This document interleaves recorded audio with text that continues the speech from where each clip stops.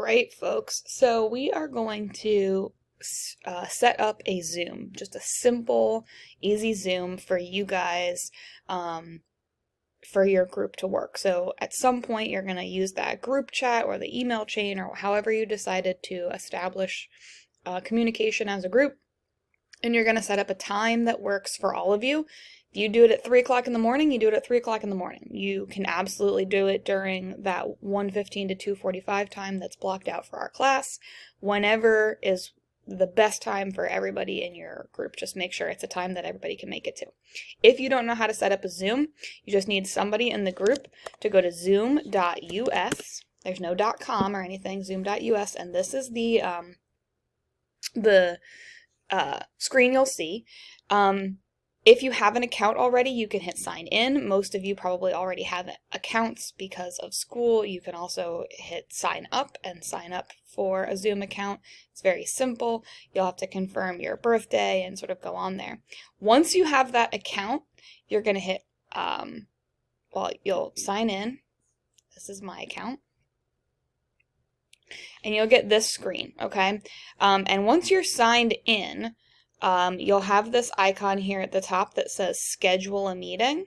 So you'll hit schedule a meeting. You'll give it a title, maybe, TMP, AP seminar, Zoom, whatever you want to call it.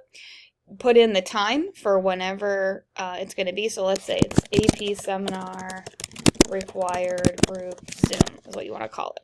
Let's say you guys decide to do it during our class time window, so that's Monday. You'll have to set it at 1 o'clock because you have to set it on the half hour. That's fine. Don't stress about that. If you set it for 1 o'clock, it's no big deal. You can still, everybody can log on at 1:15.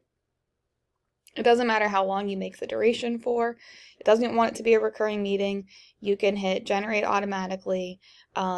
You probably don't care about people going to a waiting room. I always set up a waiting room so that I don't have Zoom bombers coming to my class, but you can uncheck that if you want, and then people can just sign in whenever they want to sign in. You'll hit save, and then down here you'll get this invitation link, and that's the thing that you need.